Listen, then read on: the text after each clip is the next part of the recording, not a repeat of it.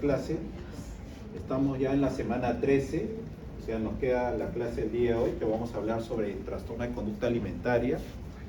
La próxima semana, semana 14, hablamos de paciente crónico terminal, y la última semana hablamos sobre trastornos psicosexuales y ahí termina el curso, ¿ya? Eso por un lado. Por otro lado, hoy tenemos el cuarto entrenamiento en casos clínicos. Nos queda un entrenamiento más y llega el examen de casos clínicos en la semana 15. El examen final, como ustedes saben, se toma en la semana 16 y se va a evaluar los contenidos que van desde TOC, trastorno obsesivo compulsivo, o sea, todos los trastornos cognitivos hasta trastornos psicosexuales, ¿no? Incluyendo las lecturas que estamos dejando en el aula virtual. Hablando de trastornos cognitivos, esta semana fue objeto de análisis a nivel de salud mental este caso de una paciente adulta joven que es operada por un besoar, o sea, ¿cómo se llama esto? Claro, este es un tejido anómalo, pero que estaba formado por cabello, ¿no? ¿Qué hacía el cabello en el intestino? Bueno, lo que se puede ver es que la persona ingería el cabello. Eso es lo que se puede ver. Y si había ingesta de cabello y este tumor era excesivo, es porque era una conducta frecuente. ¿Cómo se llaman esas conductas frecuentes? Compulsiones. Entonces, estas compulsiones son generalmente causadas por obsesiones. Eso se llama obsesivo compulsivo. Entonces estamos frente a un caso de un problema orgánico causado por un problema de salud mental. Pero alrededor del trastorno obsesivo compulsivo, alrededor del trastorno obsesivo compulsivo hay miedo, hay angustia, ¿no? Y precisamente este tema de la angustia, sin ser un caso de síndrome ansioso, lo vamos a ver el día de hoy, cuando hablemos de ese sufrimiento que tienen muchos pacientes respecto de su cuerpo, ¿no? Ya la clase anterior hemos mencionado con frecuencia que el dolor físico muchas veces está por encima del dolor psicológico. ¿Se acuerdan qué significaba la palabra trauma? Es una herida. El trauma es una herida, ¿verdad? Y es una herida psicológica, porque hay traumas psíquicos. Pero entre un dolor físico y un dolor psíquico, culturalmente, ¿a cuál se le da más valor? Al dolor físico, correcto.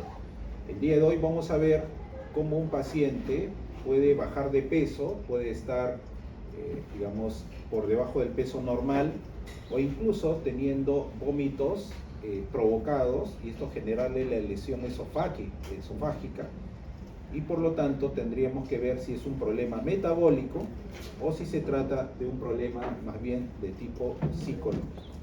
¿Ya? Lo que vamos a ver el día de hoy se llama trastornos de la conducta alimentaria.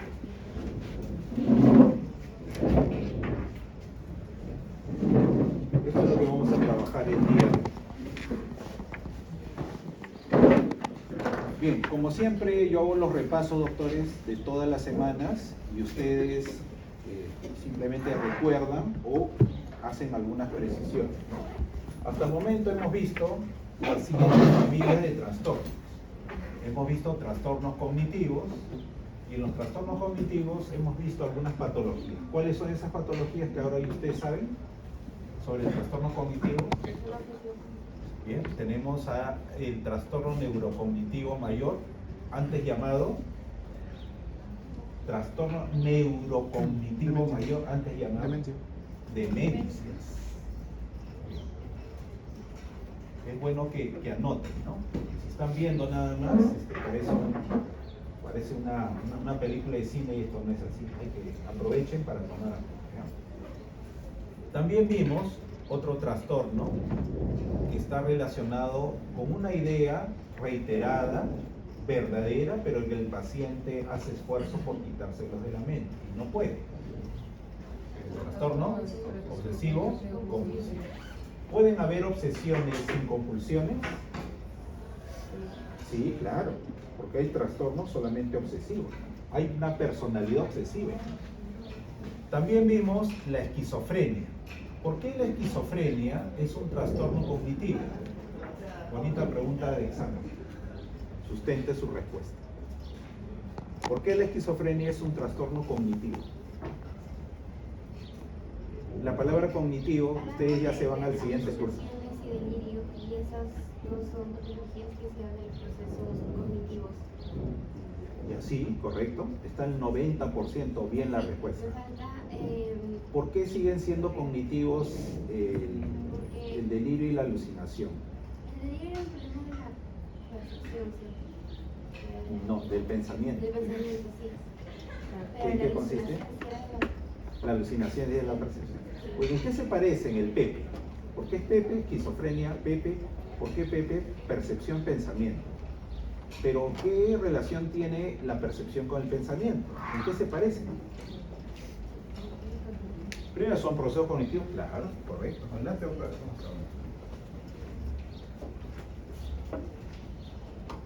¿Qué más? Bueno, se dan a partir de una idea, ¿sí? Las ideas, claro, pueden haber ideas, imágenes. Que la idea es irreal, en el caso del delirio. Bueno, a ver, para darles la respuesta, doctores, porque si no lo sabían, ahora lo tienen que saber, y si la próxima les pregunta y no saben, ya hay algo que está pasando, algo cognitivo que está pasando. Los procesos cognitivos tienen una palabra clave, nunca se van a olvidar, doctores, ¿no? A ustedes los evalúan permanentemente de manera cognitiva. Todos sus exámenes que ustedes dan son cognitivos.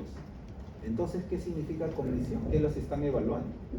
La información que ustedes manejan, eso es cognitivo. ¿Ya? O sea, la información que usted tiene de sí mismo, salud, la información que tiene del mundo que lo rodea, eso es básicamente el proceso cognitivo. Entonces, la esquizofrenia es un trastorno cognitivo porque está alterada la conciencia. La conciencia es la palabra clave de la esquizofrenia. ¿Conciencia qué significa? Significa el conocimiento del cuerpo en relación con el entorno, el conocimiento de la persona en el espacio físico, en la situación temporal, etc. O sea, preguntarle, por ejemplo, a un paciente dónde estamos, para qué ha venido, ¿no? ¿Qué es lo que vamos a hacer el día de hoy? Son preguntas que evalúan conciencia. Entonces, cuando se altera la conciencia, se altera todo el procesamiento de la información. Y la esquizo significaba dividir, ¿se acuerdan? Es decir, es un trastorno de la conciencia en el cual el paciente no puede diferenciar lo objetivo de lo subjetivo, lo real de lo imaginario. ¿Bien? Seguimos. Estamos haciendo un repaso de lo que ya hicimos. Cuanto más veces ustedes repasan, por lo menos en esta hora del curso, creo que va a ser beneficioso para su aprendizaje. Y finalmente tuvimos al TDAH. ¿Qué significa las siglas TDAH? Correcto, muy bien. ¿Por qué el TDAH es un trastorno cognitivo? ¿Cómo estamos todos? TDAH, ¿por qué es cognitivo? ¿Sí? ¿Qué proceso cognitivo compromete? Ahí está en su sigla. La atención, correcto. La atención es un proceso cognitivo superior, ¿verdad? ¿Verdad? No, es falso. Es básico. ¿Junto con quién? Sensación, la percepción y la memoria. ¿Para qué sirven ellos? Pues, ¿cuál es su función de los procesos cognitivos básicos? Almacenar la información. O sea, recibe y almacena. ¿Y los procesos cognitivos superiores para qué sirven? Para dar respuestas, para solucionar problemas, para adaptarse. ¿No es cierto? Perfecto. Muy bien. Ahora, otra familia que vimos nosotros de psicopatología, o sea, de trastornos de los procesos mentales, fueron la familia de los trastornos afectivos. Los trastornos afectivos los dividimos en dos: el síndrome ansioso y el síndrome depresivo. Muy bien. El síndrome ansioso es un problema principalmente emocional y el síndrome depresivo es un problema principalmente del estado de ánimo. ¿Cuál es la diferencia entre la emoción y el ánimo? persistente en el tiempo y tiene menor intensidad en cuanto a los procesos fisiológicos, y otro es de intensidad menor pero dura más. Está excelente, doctor, está cerca, está cerca. Mire, tanto las emociones como los afectos son los procesos que le dan combustible, le dan energía a la conducta. Entonces, cuando el ánimo está, digamos, deteriorado, el estado de ánimo, o el estado de ánimo está alterado, porque también puede ser una fase maníaca, en ambos casos, las emociones y los afectos tienen repercusión en la dinámica de la conducta, por lo tanto son fisiológicos, tienen mucho de fisio. Solo que desde el punto de vista fisiológico, las emociones son de alta intensidad, pero de corta duración, desde el punto de vista fisiológico. ¿Verdad? No solamente es alta intensidad, no, sino qué es lo intenso y qué es lo duradero, la fisiología, la respuesta fisiológica. Por ejemplo, respiración, circulación, etc. En cambio, en el estado de ánimo, las reacciones fisiológicas también se ven, se pueden observar, pero son de menor intensidad, pero son de mayor duración. Tanto sea un problema, digamos, un estado de ánimo equilibrado como un estado de ánimo desequilibrado, porque el estado de ánimo equilibrado también tiene una intensidad, pero es más bajita, nos acompaña durante mucho tiempo. Por eso que en el semestre ustedes deben impedir que se caiga el estado de ánimo, ese es duradero. ¿Ya? De repente tu estado de ánimo está bien, pero no sé, pues hay irritabilidad, tienes cólera, las cosas a veces no salen como uno quiere, ¿no? Pero eso no implica que va a bajar tu ánimo. Hay que cuidar bastante el ánimo. ¿Cómo se cuida el ánimo? ¿Ya? Siempre revisando, ¿no? Siempre viendo. Si hay anedonia, ya estamos viendo un cuadro típico de estado de ánimo. ¿Cómo se llama? Cuando hay presencia de anedonia, trastorno depresivo. ¿Cómo se llaman los hijos? Adelante, doctor. ¿Cómo se llaman los hijos del síndrome ansioso? A ver, trastorno de ansiedad generalizada, trastorno de pánico y no traumático, trastorno, falta la fobia, muy bien, excelente. Y del síndrome depresivo, el hermano mayor, ¿cómo se llama? Depresivo mayor, trastorno persistente del ánimo y trastorno bipolar. El trastorno persistente del ánimo son de dos tipos, pero ellos, la distimia, por ejemplo, la distimia está más asociada al trastorno depresivo mayor. ¿Bien? Listo. También vimos otra familia que se llama la familia del estrés y trauma. ¿No? La familia del estrés y trauma tiene dos hijos. ¿Cómo se llaman sus hijos? Trastorno de estrés postraumático es uno de ellos. ¿Y el otro cómo se llama? Trastorno de estrés agudo. ¿Y qué es el estrés, doctores? Cuando algunas veces el médico le dice, señora, como lo vimos en el trastorno de la semana pasada, decía, señora, lo que usted tiene es estrés. ¿Qué es el estrés? Y yo les di una palabra clave que nunca se van a olvidar. Es el rey, correcto. Cada vez que ven el estrés, para ustedes es el rey, ¿ya? Ustedes le van a decir, señora, lo que pasa es que usted tiene al rey. Es decir, no, pero yo soy viuda, doctor. No, se refiere a respuesta emocionalmente intensa. Respuesta emocionalmente intensa. Y las emociones, ustedes dicen respuesta emocionalmente intensa, ya, pero ¿y eso qué es? ¿No? Ustedes siempre se preguntan así cuando están estudiando. ¿Qué es la emoción? ¿Cómo se manifiesta la emoción? Fisiológicamente. ¿Y cómo se manifiestan las emociones en el cuerpo? ¿De acuerdo? Acá están. Claro, hay síntomas, por ejemplo, la taquicardia es una respuesta emocionalmente intensa. ¿No? La persona que le falta el aire, la persona que se acalambra, la persona que tiene de repente una sudoración excesiva, es una respuesta fisiológica. ¿Ya? La diferencia entre el TEA y el TPT, ¿cuál es? La duración de cuando aparecen los síntomas. Excelente, la aparición de los síntomas. En el estrés agudo, la aparición de los síntomas es inmediato. Inmediato. ¿Qué significa inmediato? Al toque, como ustedes le dicen, ¿no? En una hora, etcétera, en adelante vamos a observar. Pero en el trastorno de estrés postraumático, la aparición de los síntomas, ¿cómo es? Después de 2 meses. Claro, hay un tiempo de latencia, que pueden ser meses, ¿no? Incluso hasta un año. Pero esa no es la única diferencia, porque el TPT tiene síntomas. Son 5 síntomas, 5 datos que ustedes deben tener en cuenta.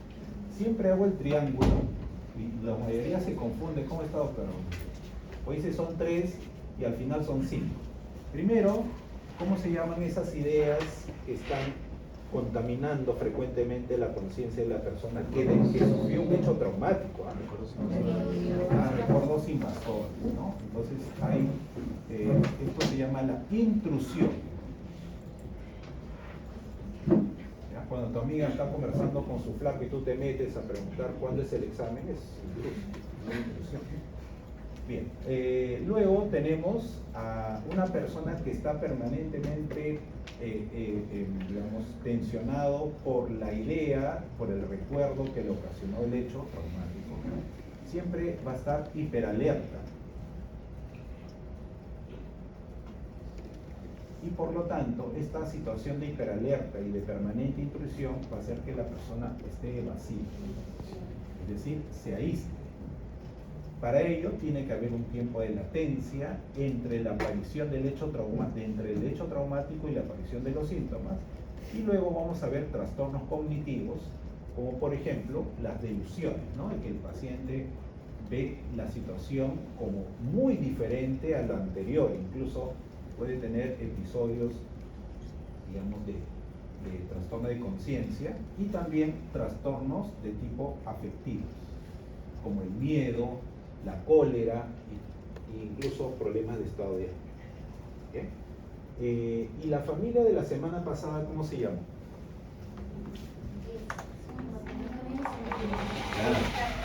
Los conocimos como los TSS, ¿no? Me voy a apagar un ratito, ¿no? Para que se vea mejor. ¿Qué significa TSS? Son los trastornos de síntomas somáticos. Antiguamente se le llamaban trastornos somatomorfos. Voy a poner aquí, somatomorfo. También se le llaman trastornos de somatización. ¿Qué significa TSS? Trastornos con síntomas somáticos. Este es el nombre actual, el nombre del DSM-5. Pero si ustedes escuchan, no es un paciente con trastornos psicosomáticos, es lo mismo. Se dice, no es un paciente somatomorfo, también es lo mismo. Solo que la nomenclatura TSS es la nomenclatura actual. ¿Ya? En todo se repite el prefijo soma. ¿A qué se refiere ese trastorno entonces? Claro, la preocupación por el cuerpo. Pero, ¿qué sucede? Que antiguamente se pensaba que esos síntomas que tiene el paciente en el cuerpo correspondían a enfermedades orgánicas. Pero en el caso del paciente somatomorfo, que es un paciente, dos datos que siempre los refuerzo, doctores, porque eso los va a ayudar a identificar a estos pacientes. Son pacientes que en la historia clínica, ojo, estoy hablando de la historia clínica, o sea, me estoy basando en un hecho real, hay historial de de muchas visitas a médicos. O sea, son pacientes hiperconsultantes. Ese es un dato, pero viendo la historia clínica. Y en segundo lugar, que estos pacientes tienen resultados negativos para enfermedades orgánicas. Esa es la primera característica. Ahora, dijimos según los manuales diagnósticos, ¿qué es ser hiperconsultante? ¿No? 3 consultas en 2 meses y con resultados negativos para enfermedad orgánica. Por lo tanto, son pacientes que tienen síntomas corporales, pero sin causa orgánica. ¿Cómo se le llama a esas enfermedades entonces? Enfermedades idiopáticas. Se le llamaba enfermedades idiopáticas porque no tienen una causa biológica, pero sí tienen una causa psicológica, que se explicaba de dos maneras. Idiopáticas, como siempre. ¿Cuál es la explicación, doctor? La explicación es que antiguamente se pensaba que el sistema nervioso controlaba los órganos. Voy a poner acá las vísceras. Se pensaba que solamente el sistema nervioso controla las vísceras a través de inervaciones y probablemente cuando había estrés, el estrés es cortical y entonces se anulaba la función de la corteza cerebral y las vísceras hacían lo que querían. Esa era la explicación, es la explicación principal. Pero desde el año 1950, que se hicieron estudios de lo que nosotros llamamos la neurociencia, más bien descubrimos que también podía ser al revés. Es decir, que las vísceras, a través del nervio vago, le da información al sistema nervioso y esta información del sistema nervioso crea un mapa interno. ¿Qué pasa entonces con los pacientes somatomorfos o con los pacientes con trastorno de síntomas somáticos? Que es un paciente cuyo cuerpo ha esculpido el sistema nervioso y entonces esta información que llega al sistema nervioso es una percepción alterada. El sistema nervioso lo aprecia como una percepción alterada. ¿Qué significa la percepción? ¿Se acuerdan? Percepción significa interpretación. Entonces, los pacientes que tienen trastornos somatomorfos están hiperalerta de la información que las vísceras le dan a su sistema nervioso. Por lo tanto, cuando el médico, recuerda que el paciente es hiperconsultante, ¿cuántas veces le habrán preguntado a la señora qué es lo que siente? Y la señora está pues tratando de encontrar la mayor cantidad de síntomas y por lo tanto se hace hiperalerta.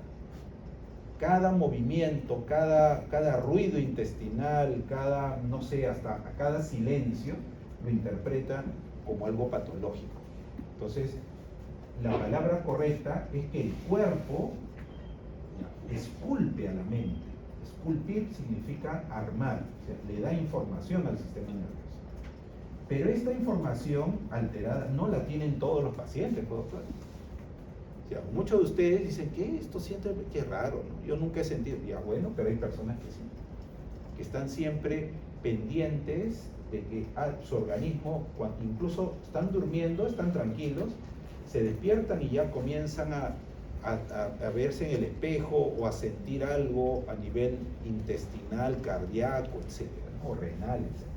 Esta es la primera explicación. La segunda explicación, y con eso termino, porque ese es el repaso, era responder a las preguntas si los síntomas son creados. O sea, los pacientes crean síntomas. Los pacientes somatomorfos, los pacientes que siempre les duele algo y que por eso van al médico con frecuencia, ¿inventan los síntomas? No, la respuesta es no. Entonces, ¿cómo se explica que los síntomas aparecen? ¿Ya? Los síntomas, doctores, tienen un sentido en la vida de la persona. Por ejemplo, les explicaba, esta es una familia, un sistema familiar donde hay problemas de comunicación. Pero ¿qué sucede? Problemas de comunicación no se hablan, cada uno vive su vida en su dormitorio, ahí tienen todos sus libros de medicina interna, todo está ahí, ¿no? Pero ¿qué pasa cuando un miembro de la familia se enferma? Entonces todos comienzan a cuidar, a apoyar, a comunicarse. Es más, se ayudan entre ellos para ayudar al enfermo. Entonces, ¿qué está pasando con el síntoma? El síntoma aparece como una forma de arreglar el problema. En el caso del niño enurético, ¿se acuerdan que les conté? El niño se orinaba. ¿Qué pasaba cuando se orinaba? Sus papás. Sus papás conversaban entre ellos y atendían al niño. ¿Y qué quería luego el niño después que estaba seco? Dormir con los papás, es decir, volver a unir. Entonces, el síntoma no es el niño, es el síntoma el que está uniendo, el que está cambiando el sistema. ¿No? A veces también me pregunto, doctores, espero que lo tomen de una manera no literal, sino de una manera simbólica, al estudiante que falta en los cursos y está con las justas el 30% y ya llega al 30%, ¿no? O sea, el 29% ahí está.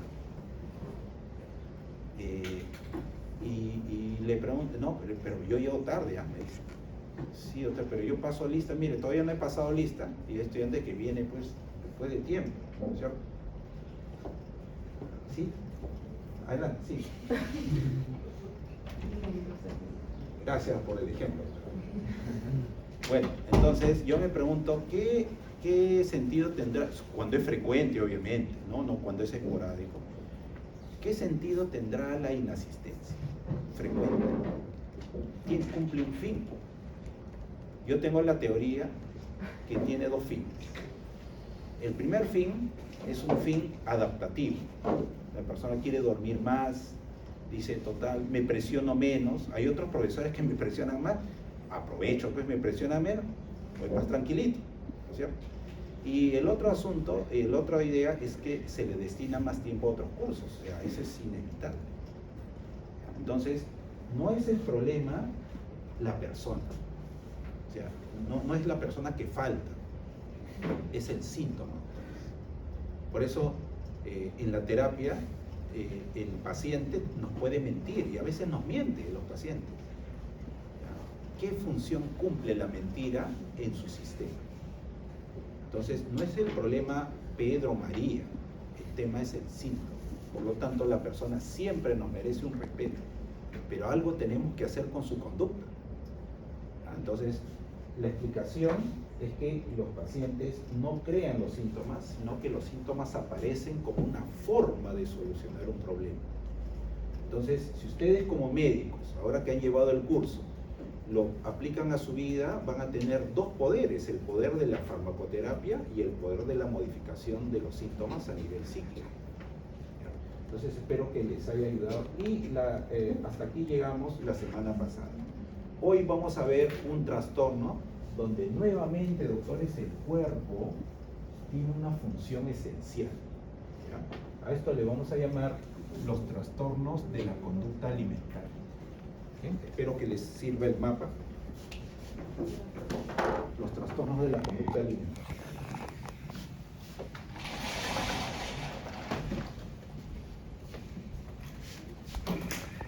Doctorita, que está cerca a la iluminación, por favor. Muy bien. Bien. Cuando hablamos de los trastornos de la... a ver, perdón, ¿pueden escribir o enciendo las... ¿Sí? ¿Está bien? Ya, pero no se duerme. Bien, los trastornos de la conducta alimentaria... Ah, perdón, yo pensé que estaban viendo. Así sí se van a dormir.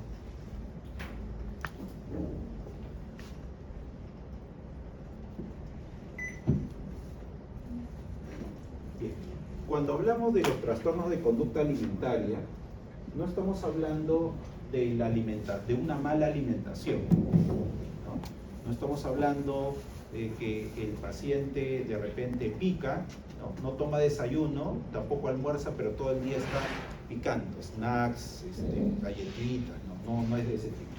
Tampoco es el paciente que no le gusta pues las menestras, ¿no? Y que todo es frituras, etc. Sino que aquí estamos frente a un trastorno, un trastorno psicológico, en el cual el paciente hace muchos intentos de rechazar la comida. Entonces, comenzamos dándole algunas palabras clave. Bien, cuando hablamos del trastorno de conducta alimentaria, y pueden ver ustedes la imagen, podríamos decir, a esta paciente no le gusta el brócoli, no le gustan las verduras. Pero no es que no le gusta, sino que para él o ella, principalmente, es la comida el síntoma. O sea, la comida y todo lo que se refiere a ella le genera un rechazo. La pregunta es ¿por qué? Y ahí aparecen las primeras hipótesis de por qué los pacientes rechazan la comida. Tiene que ver con el cuerpo. El cuerpo, como ya lo expliqué anteriormente, esculpe al sistema nervioso. Antes se pensaba que solamente era el sistema nervioso controlaba el cuerpo. Y en el cuerpo hay dos situaciones de conflicto. Cuando la persona deja de ser niño y pasa a ser adolescente, y eso lo llena a veces de mucho conflicto, que es la constitución física y el peso. Estas son las dos variables que generalmente conflictúan a la persona. En el cuerpo, seguro que ustedes recordarán en algún momento, las personas, ustedes o adolescentes que conocían, se miraban en el espejo y entraban en una fuente de conflicto porque la ropa, por ejemplo, que ustedes querían a veces no le quedaba, ¿no? Ustedes querían de repente tener un cuerpo específico, pero no lo podían tener. Entonces, ¿qué hacían las personas? Las personas querían solucionar un problema de constitución física con el peso. Por ejemplo, la constitución física, seguro que ustedes lo han conocido, hay 3 biotipos que son universales. ¿Cuáles son? Primero, a ver, los flacos, el ectomorfo, ¿no? Tenemos al mesomorfo, los redondos, ¿no? Gorditos. Y nosotros los atléticos, ahí está, ¿cómo le llamamos? Este es el ectomorfo, este es endomorfo y este es el mesomorfo. ¿Ya? Estas son las constituciones físicas que son hereditarias. Pero ¿qué sucede con la persona que, por ejemplo, valora más una constitución física? Culturalmente, cuál de estas constituciones físicas suelen ser más valoradas en la adolescencia? ¿No? Probablemente aquí. Pero la persona tiene esta forma de cuerpo y cómo lo quiere manejar a través del peso, pero utilizando como medio la comida. Entonces, el problema no es que porque algunas personas dicen, no, lo que pasa es que la persona no quiere comer sano. No, no es que no quiera comer sano. Tampoco es el tema del preguntarle por qué no comes. Es el conflicto que hay alrededor de la comida y esto le genera a la persona ansiedad. Es decir, la presión por la comida y todo lo que está alrededor de la comida le genera un problema, digamos, emocional. ¿Ya? No es un tema de que la persona quiera verse necesariamente así, sino que no sabe cómo manejar ese conflicto a través de la comida. Entonces, lo que tenemos, todo el discurso que van a ver ustedes el día de hoy, tienen que ver principalmente con el peso y la silueta corporal. A eso también le vamos a llamar la silueta. La silueta corporal. Ahí está. Ahora bien, como vemos que este proceso de manejar el cuerpo, el de verse bien, mal, el de verse flaco, flaca, tiene un componente psicológico que depende principalmente de la familia. O sea, todo este problema de la comida no es un problema genético necesariamente, no es un problema psicológico necesariamente, sino que hay un contexto cultural que no podemos obviar. Por eso decimos nosotros que son los padres los que, de acuerdo a las historias clínicas, son los que de alguna manera impulsaron a tener este problema de conducta alimentaria. Y entre ellos, doctores, principalmente la mamá. Principalmente la mamá. Lo voy a demostrar, ¿ya? O sea, no estoy condenando a las mamás de personas que tienen trastorno de conducta alimentaria, pero tenemos que investigar.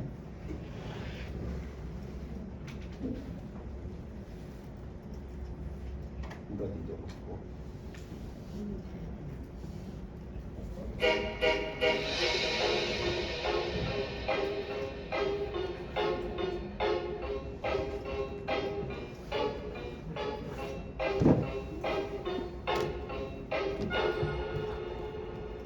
A ver, sal para que te vea.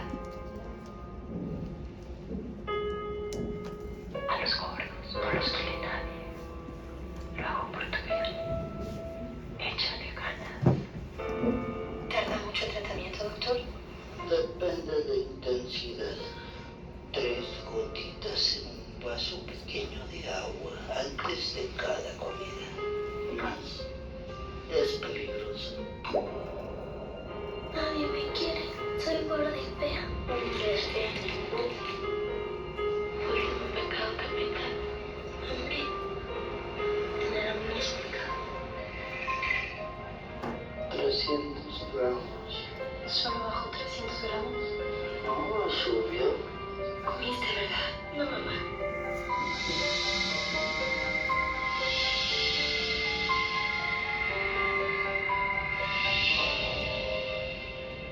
¿Cuánto va a bajar por semana? Vamos a ponernos una meta. ¿Qué tal 1 kilo para la próxima semana? ¿Qué tal?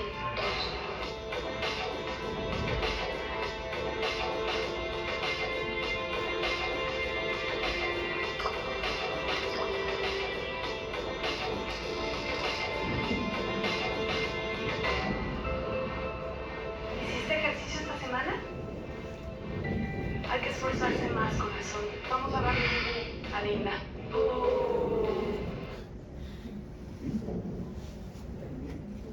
Entonces, allí vemos cómo en el sistema familiar la idea, esa es una creencia, proceso cognitivo, a los gordos nadie los quiere. ¿No? Eso es, ¿será así, doctores? No sé, lo dejo ahí. Ustedes seguro podrían organizar un debate para ver ese tema, ¿no? En un tiempo me acuerdo que estaba en la cafetería de Villa 1 haciendo fila para almorzar, para que nos den el plato con los alimentos.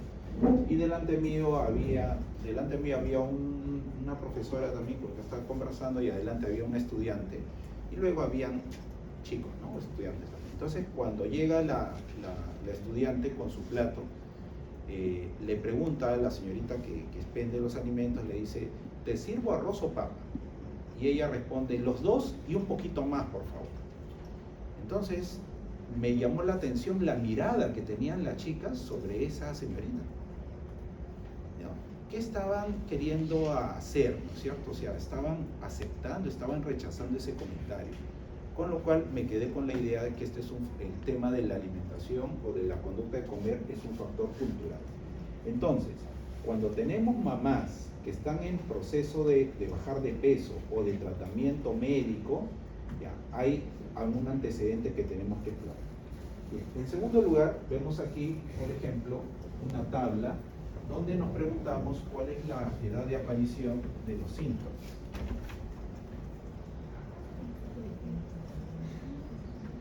Parecía que había una persona. Bien, en esta tabla, a ver qué vemos. ¿Cuál es la edad de aparición? Perdón, esta es la frecuencia, pero todavía no. La de aparición está acá, en los grupos de edad. En el tema de género. Bien, primero esto es una tabla europea, doctores, después les voy a mostrar data nacional, ¿ya?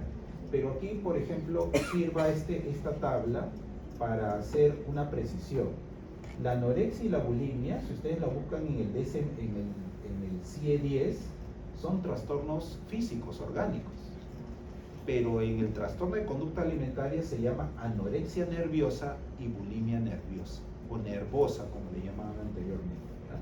Así que el término es anorexia nerviosa, bulimia nerviosa, y tenemos trastornos de conducta alimentaria no especificadas. Ahí tenemos, por ejemplo, la vigorexia y la ortorexia, ¿no? En el caso de la vigorexia, hablan de una obsesión, o sea, todo pasa por temas cognitivos, de tener un cuerpo lleno de músculos, ¿no? Preocuparse por el llenarse, pero de músculos me refiero. En cambio, la ortorexia es el trastorno, la obsesión de comer sano, entre comillas, que lleva a la persona muchas veces a pesar las calorías, medir las calorías que va a consumir. Ya no sé si notan la diferencia, ¿no? Bien, entonces aquí lo que observamos es que la anorexia nerviosa debuta tempranamente, ¿ya? Perdón, es principalmente en mujeres, y en el caso de la bulimia un poco más, pero en el trastorno de conducta alimentaria no especificada, vemos que hay un porcentaje de varones que también podrían desarrollar este problema. Así es que desde el punto de vista de los trastornos restrictivos, la anorexia es un trastorno restrictivo, la bulimia es un trastorno compensatorio, es más frecuente en mujeres. La edad de aparición, miren, ustedes mismos se van a dar cuenta. ¿Cuál es la edad de aparición de los trastornos? 18. ¿Cuál de los dos trastornos, ya sea el restrictivo o el compensatorio, comienza digamos, primero? ¿Cuál de ellos es el que aparece tempranamente? ¿No?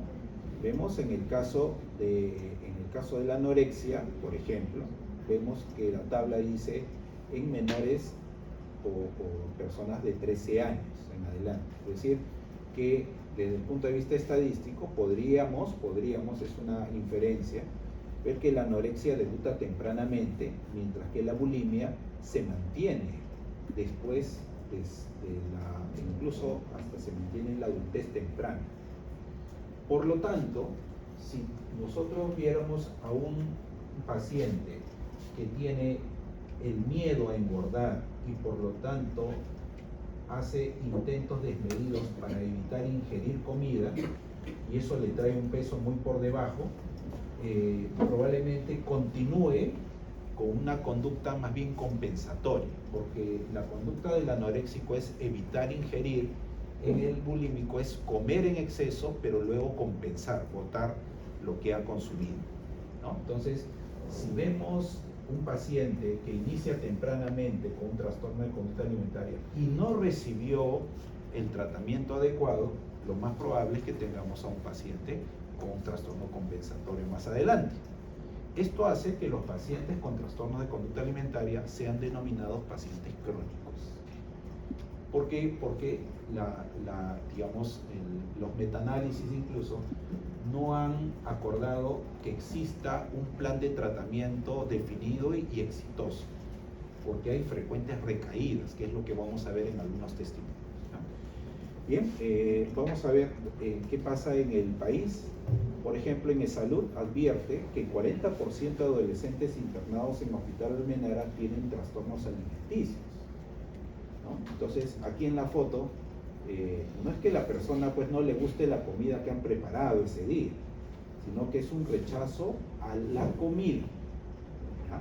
Aun cuando la persona tenga hambre, ¿ya? Porque si la persona tuviera un apetito disminuido, ya no entraría en el concepto de trastorno de conducta alimentaria. Dice, hay una cultura que incita a las personas a mantener un estereotipo de belleza occidentalizado, acentuado en los adolescentes, cuya personalidad, ¿no?, autopercepción y autoestima se hallan en construcción. Muchos consideran que solo siendo delgados serán atractivos y competitivos. A esto suma la preocupación por su apariencia y cómo lo perciben los demás. Entonces, esta descripción habla de dos palabras clave: los trastornos cognitivos y el desarrollo de la personalidad. Pero ¿qué tendrá que ver, ¿no? Por ejemplo, acá se habla de la belleza, del estereotipo de belleza occidental, ¿no? Occidentalizado. Es cierto, ¿no? Aun cuando en algunas películas, como me lo hizo ver un estudiante, por ejemplo, en Madagascar, la figura perfecta masculina no es la figura delgada, ¿no? Ustedes veían a Motomoto, que salía de la piscina o del estanque, no sé dónde salía, y ese es cómo culturalmente se puede manejar el tema, ¿no? Vamos a ver el testimonio de una paciente que cambia su modo de ver la comida a partir de que ve el cambio de su cuerpo. 14 años, más o menos, sí, porque, bueno, mi cuerpo empezó a cambiar, pues lo típico, ¿no?, de la adolescencia, donde empieza a crecer el peso, a echar un poquito las caderas, ya no es el cuerpo de niña, sino que es el cuerpo de adolescente. Yo jamás estuve gorda, nunca, de hecho en ese entonces pesaba 45 kilos, ¿vale? Vamos, pero claro, el tema no es lo que peses o lo que dejes de pesar, en realidad, el tema es cómo tú te veas físicamente. De hecho, era incluso la más delgada de mis amigas. Sin embargo, yo me veía cada vez más ancha, ¿no? No lo vamos a llamar gorda porque no era gorda, era ancha. Era, bueno, pues mis caderas aumentan, mi pecho aumenta, los brazos empiezan a moverse de grasa, las piernas también. Entonces dije que iba a dejar, porque yo comía mucho, iba a dejar un poco de comer fritos, de comer chucherías y que me iba a cuidar. Pero esa dieta que se hacía con el fin de cuidarme se convirtió en una obsesión, ¿vale? Y pasó a ser una dieta de cuidado personal a una dieta de autodestrucción personal, en donde... Ahí está, eso es lo que quería mostrar, doctor. Que comenzó de comer sano a más bien a dejar de comer, ¿no? Porque la persona observa que hay un cambio en el cuerpo, pero no lo ve gorda, ¿no? Sino que lo ve ancha, es parte de su crecimiento natural. Entonces, cognitivamente el problema del peso se convierte en un problema, porque es la percepción que la persona tiene. ¿Ya? Esa es la característica principal. Pero, doctor, Sí. o sea, tener un cambio en la conducta alimenticia por querer estar saludable de mías no es como tal un trastorno de la conducta alimenticia, sino conozco alguna obsesión. Claro, lo que dice, sí, está bien la precisión que usted hace. Lo que hemos escuchado de la paciente es que siendo adolescente, o sea, ella recuerda que siendo adolescente, su problema viene porque se comienza a observar más y nota que su cuerpo está cambiando. Pero no es que se está volviendo gorda, sino que está ensanchando. Eso lo lleva a pensar que algo tiene que hacer para evitar ese cambio. Entonces dice, comienzo a comer sano, pero luego comienza la dieta autodestructiva al dejar de comer. Entonces, ¿dónde está el problema?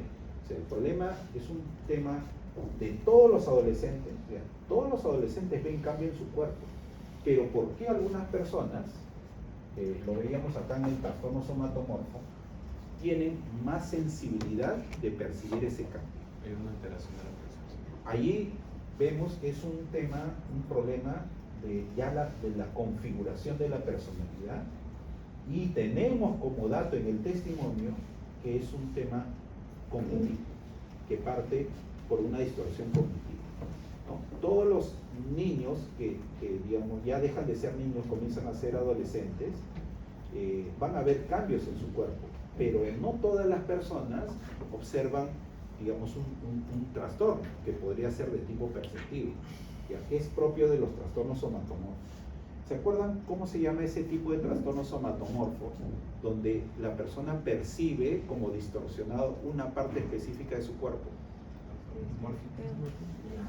El trastorno dismórfico corporal es diferente al trastorno de conducta alimentaria, que es lo que estamos viendo hoy. En ambos hay una distorsión, pero la distorsión del TCA es una distorsión más sistémica, si se quiere, de todo el cuerpo. ¿Ya? Bien, algunos datos, doctores, que les va a ayudar antes de ver el manual diagnóstico. Primero, se ha observado que el tema de la dinámica familiar tiene mucho que ver, no solamente con la aparición del problema, la aparición del rechazo a la comida, ese es el problema, sino también a su mejora, ¿no? Por ejemplo, las familias que preparan más comidas en casa y usan menos comida rápida, tienen menos probabilidad de tener un familiar con trastorno de conducta alimentaria. ¿Por qué? Porque hay un orden, ¿no? Y ese orden está asociado a un aspecto natural del desarrollo. Entonces, ¿a qué me refiero con el orden? Que hay una planificación, hay una persona que cocina, las personas saben que van a encontrar comida en tal momento, entonces ya hay, digamos, una planificación y no hay un rechazo per se a la comida. En segundo lugar, las personas que tienen más acceso a redes sociales o información sobre la cultura de la delgadez tienen más probabilidad de desarrollar un trastorno de conducta alimentaria. Por ejemplo, he conocido casos de pacientes femeninas que referían haber pertenecido a estas academias de ballet, ¿no? Y que en la misma cultura de las personas que hacían ballet ya con frecuencia, había esta idea de permanecer siempre delgados. Entonces, para demostrar que esto es así, no sé si ustedes pueden ingresar a través de su computadora al blog de Ana y Mía, ¿no? Si ustedes ponen en Google, voy a encender la luz. De Ana y Mía, no sé, doctorita, a ver si me da un dato. A ver, ¿qué hay actualmente?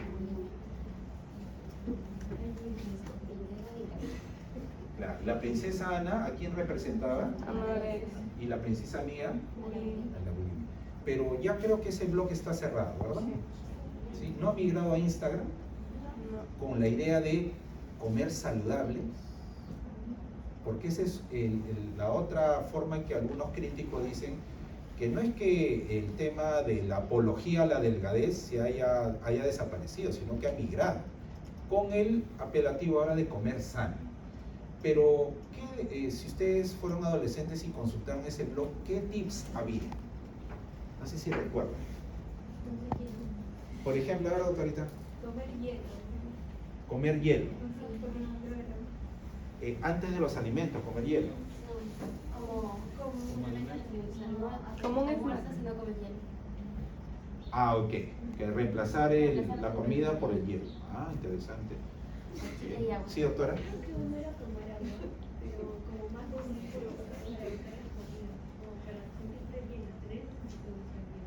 Ah, ok. Tomar mucha agua. Bien. ¿Algo más? ¿Algún dato más que recuerden? Vomitar después de ingerir alimento. A vomitar después de inducirse al vómito. ¿Ya? Algunos alumnos de otros grupos me comentaron que era cuando vayan a comer, antes de comer, verse en el espejo, ¿no? y tocarse el abdomen para ver que hay grasa y eso genere un rechazo hacia la comida. Luego, que con el pretexto de estarse pintando las uñas y verse en el espejo, la mamá le decía almorzar y decía, mamá, un ratito, ¿puedo entrar? No, me estoy aseando. Entonces ya la mamá no entraba, pero en el fondo la persona estaba dilatando el hecho de comer en familia. Entonces todos se levantaban y ya nadie la controlaba para comer, ¿no? O sea, eran diferentes maneras, pero en la obsesión está la delgadez, doctores. Es el tema. ¿Ya? Entonces, por lo tanto, las personas que están sometidas a un tipo de práctica cultural o artística tienen más probabilidades, y en segundo lugar, las personas que consumen este tipo de sustancias, ¿no? Bien, vamos a ver lo que dicen los manuales diagnósticos, ¿ya? ¿Listo? Todos abren, por favor, su DSM-5, y si no lo tienen abierto el documento, acá lo vamos a ver. Vamos a leer. Ahora sí, vamos a... Bien, vamos a ver la anorexia nerviosa, vamos a ver la bulimia nerviosa y vamos a ver el trastorno por atracón. O sea, los hijos del trastorno de conducta alimentaria son tres. La anorexia nerviosa, la bulimia nerviosa y el trastorno por atracón. Esos son los tres hijos del trastorno de conducta alimentaria. Vamos a analizar. Sí, trastorno por atracón. Voy a necesitar a 3 voluntarios. Ahora el doctor Impact, si nos ayuda, por favor.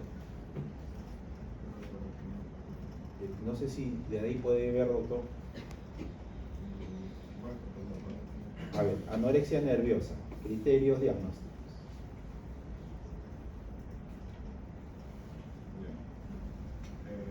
Criterios diagnósticos. En la restricción de la ingesta energética en relación con las necesidades, que conduce a un peso corporal significativamente bajo con relación a la edad, el sexo, el curso del desarrollo y la salud física. Peso significativamente bajo se define como un peso que es inferior al mínimo normal, o en niños y adolescentes inferior al mínimo esperado. Muchas gracias, doctor. Bien, aquí hay dos temas en uno, doctor, que hay que tener en cuenta. Primero dice restricción de la ingesta energética en relación con las necesidades. Podríamos intuir que el paciente con anorexia tiene hambre, pero restringe la comida. Ese es el primer dato. En segundo lugar, el dato más objetivo es que vamos a tener a una persona que tiene un peso significativamente bajo. ¿Ya? Es decir, inferior al mínimo normal o en niños y adolescentes inferior al mínimo esperado. Ahí está. Peso significativamente bajo. Ya, hay dos en uno. No sé si se comprendió las dos ideas. Y que el paciente restringe la ingesta a pesar de tener hambre y que tiene un peso significativamente bajo. Bien, vamos a la letra B. A ver, doctor, continúe, por favor. La letra B, miedo intenso a ganar peso o a engordar o comportamiento persistente que interfiere en el aumento de peso, incluso con un peso significativamente bajo. Gracias, doctor. Es decir, que a pesar que la persona objetivamente tiene un peso muy bajo, hay el miedo intenso a engordar o a ganar peso. ¿Ya? Hay miedo, ya el término es bien claro. Y para terminar, doctor Kim Park, por favor, la letra C, el criterio C, perdón. Alteración en la forma en que uno mismo percibe su propio peso o constitución, influencia impropia del peso o la constitución corporal en la autoevaluación o falta persistente de reconocimiento de la gravedad del bajo peso corporal actual. Excelente. Entonces aquí tenemos una alteración cognitiva, doctores. ¿No? Por eso dice la alteración en la forma en que uno mismo percibe su propio peso y constitución. ¿No? También se habla de la autoevaluación, o sea, cómo la persona se ve. ¿Ya? Y obviamente que la persona no reconoce la gravedad del bajo peso corporal actual. ¿Bien? Esto lo podríamos ver en esta diapositiva. Miren la imagen. Entonces, aquí, ¿cuáles son? A ver, para ver si ustedes viendo la imagen aplican los tres criterios, que en realidad son 4. Personalmente pienso que son 4, pero ahí en el DSM-3 dice ABC. ¿Cuáles son esos criterios? A ver si se cumple la imagen. Peso significativamente bajo, ese es visible, ¿no? Bien, en segundo lugar. Pero la restricción no se puede ver. Ahí no podríamos ver la restricción, pero sí tendríamos que preguntarle a la persona si tiene hambre. También miedo. ¿No? ¿Qué más siente? El miedo a ganar peso, a pesar que tiene esta imagen, perdón, a pesar que tiene el dato, ¿ya? Porque no podemos contrastar con su comentario por la imagen, porque esto va a reforzar su carencia, su distorsión, sino que la persona, aparte de tener un peso bajo, tiene miedo a consumir alimentos, tiene miedo a ganar peso, ojo, no solamente es miedo a engordar, sino miedo a ganar peso. Y en tercer lugar, acá vemos una distorsión, ¿no? Que la autoevaluación que la persona se hace viéndose al espejo es que está gorda. ¿Ya? Entonces, esas son las 3 características que nosotros vemos en la anorexia nerviosa. Vamos a ver ahora, porque hay algunos subtipos, pero bueno, el sílabo no me pide que sea muy preciso, suficiente con lo que hemos visto. Y vamos a ver ahora el trastorno compensatorio. El primer trastorno, ¿ya?, se le llama trastorno restrictivo. Ojo con el nombre, porque algunos en los exámenes ponen anorexia nerviosa, pero cuando se hace la diferencia, dicen, no, uno es anorexia y otro es bulimia. No, pero la diferencia está en que la naturaleza de la anorexia es restrictiva. ¿Qué significa? Restringir el ingreso de alimentos. En cambio, la naturaleza de la bulimia es más bien compensatoria. ¿Qué significa compensatoria? Que la persona ingiere alimentos, no los evita, pero luego hay conductas para, digamos, devolver lo que ha comido, ¿no? Entre comillas. A ver, aquí vamos a pedir el apoyo de la doctora que está al final, doctorita. Sí, si usted nos puede ayudar, por favor, a leer.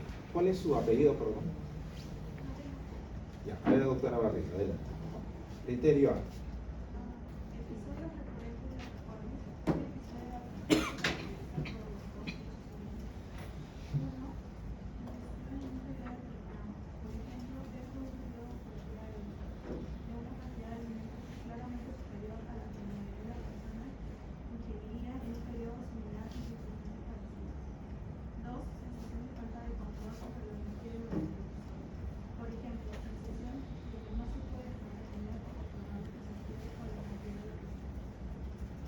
Gracias, doctora. Bien, aquí hay dos criterios, ¿no? Dos criterios grandes. Primero, un episodio de atracón y después vienen los comportamientos compensatorios, ¿ya? Esas son las dos grandes características de la bulimia nerviosa, el atracón y el comportamiento compensatorio. Vamos a ver cuáles son los dos criterios para el episodio de atracón. El término episodio significa momento, ¿no? O sea que hay momentos, hay ejercicios. Primero, que haya una ingestión de gran cantidad de alimentos en un periodo de 2 horas. Dice en un periodo cualquiera de 2 horas. ¿Bien? Y en segundo lugar, que el paciente manifieste que no puede detenerse sobre lo que ingiere. ¿Ya? Entonces, no solamente es gran cantidad de alimentos, sino que es la pérdida de control por seguir comiendo. El criterio B dice comportamientos compensatorios, inapropiados, recurrentes, para evitar el aumento de peso. ¿Y cuáles son esos comportamientos compensatorios? El vómito autoprovocado, el uso incorrecto de laxantes, diuréticos u otros medicamentos, el ayuno o el ejercicio excesivo. ¿Ya? Acá el criterio dice O, ¿no? Dice el vómito autoprovocado, uso incorrecto de laxantes, el ayuno y el ejercicio excesivo. C, los atracones y los comportamientos compensatorios, o sea, A y B, inapropiados, se producen por lo menos una vez a la semana durante 3 meses. Ese criterio, doctores, es muy importante que lo tengan en cuenta. A diferencia del trastorno restrictivo, que solamente nos habla de un peso significativamente bajo y el miedo a engordar, aquí tenemos que la persona come en exceso, no puede controlar, pero luego hace uso de conductas compensatorias. Y estas conductas deben darse por lo menos una vez a la semana durante 3 meses. La autoevaluación se ve indebidamente influida por la constitución y el peso corporal. Nuevamente, palabras clave con lo cual están anotadas en la pizarra y comencé la sesión del día de hoy. Bien, y luego vamos a ver el trastorno por atracón, solamente el trastorno por atracón, en el cual hay 2 criterios que debemos tener en cuenta, 3 criterios, ¿no? A ver, si me ayuda la doctora Francesca, creo. Doctorita, por favor, ¿nos puede ayudar a leer? Trastorno de atracones, criterios diagnósticos.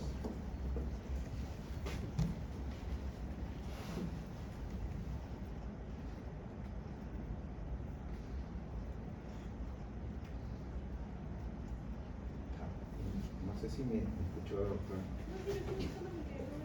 Oh, ya, doctora. No se preocupe, sí. Yo sé que a veces no se puede. ¿Pero la encontró? Excelente. A ver. Episodios recurrentes de atracones. Un episodio de atracón se caracteriza por los 2 hechos siguientes.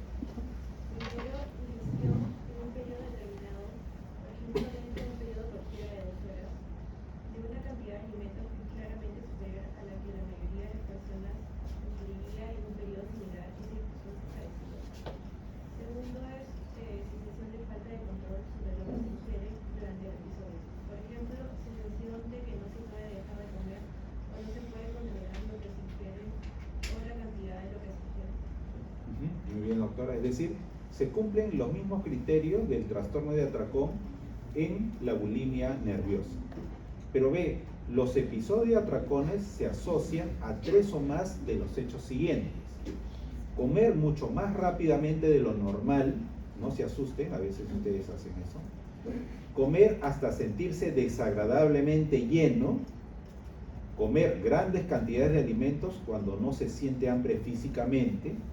Y comer solo debido a la vergüenza que se siente por la cantidad que se ingiere. 5, sentirse luego a disgusto con uno mismo, deprimido o avergonzado. ¿No?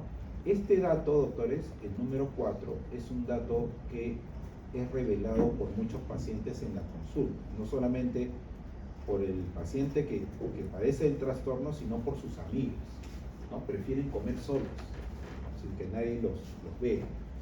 Entonces, doctores, hemos visto este tipo de trastorno de conducta alimentaria. Los tipos son 3. ¿Cómo se llaman los 3 tipos de trastorno de conducta alimentaria?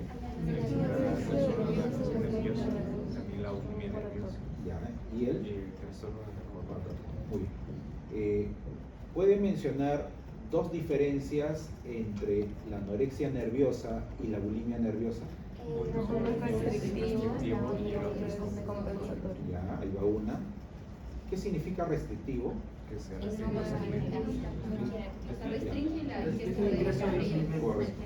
Para que no repitan, se restringe, restrictivo, se restringe, es evitar, ¿no? Disminuir. Ahora, ¿y por qué lo hace? Porque hay una alteración. ¿Porque no tiene hambre? No, o sea, el paciente sí tiene hambre, pero Sí. se restringe debido a que hay una alteración con la percepción de su...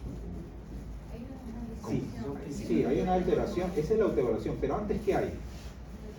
O sea, antes de esa autoevaluación negativa, hay un miedo, el miedo a engordar o a subir de peso, ¿correcto? Y en el trastorno compensatorio, ¿cómo es la figura? La persona sí come en grandes cantidades, pero después trata de compensarlo o vomitando o entrenando mucho. Ya, perfecto. Es decir, interesante con que ustedes digan que la persona tiene una ingesta excesiva en más de 2 horas, ¿no? En segundo lugar, que el paciente ha perdido el control, doctores. Pues no solamente es que la persona come mucho, sino que pierde el control de lo que come. Y luego vienen las conductas compensatorias. ¿Ya? Pero falta un dato. Falta una diferencia. Sí, el tiempo, doctores. Tiene Para que que ser sea una vez a la semana por 3 meses. Correcto. Ese es en la anorexia, ¿verdad? No, en la bulimia. Están atentos. ¿Y en la anorexia cuál es el tiempo? No habla del tiempo, solamente habla del miedo a engordar, a pesar que la persona tiene hambre. Doctor, ¿y el tratamiento de la anorexia, hay algún tratamiento específico? Sí, lo voy a mencionar en realidad los tratamientos farmacológicos primero, pero hay una triada, ¿no? Hay una triada participativa profesional.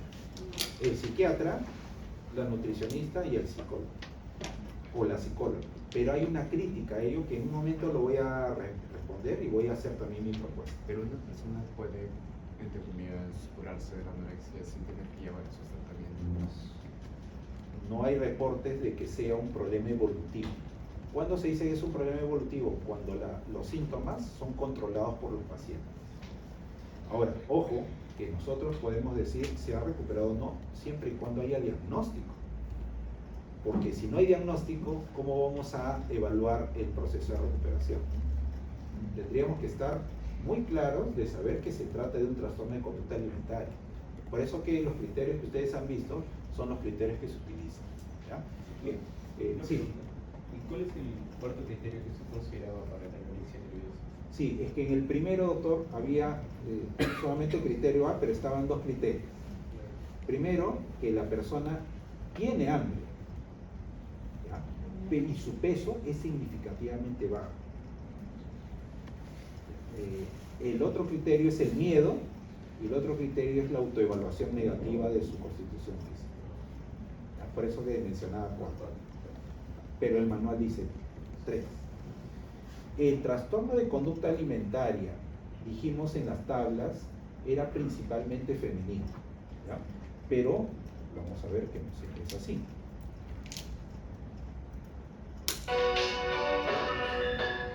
Daniel tiene 16 años y lleva 3 luchando contra esta enfermedad que lo llevó a pesar 28 kilos.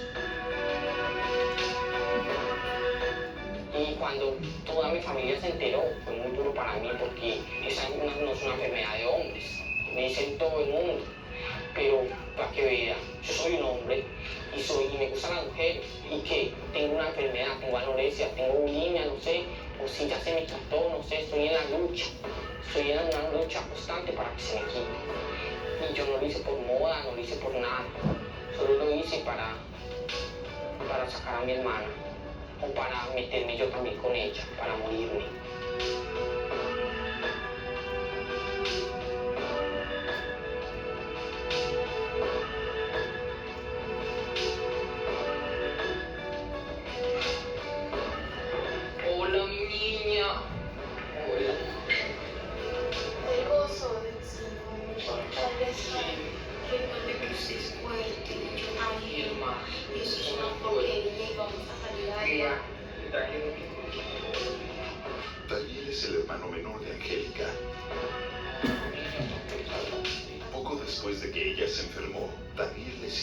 ejemplo.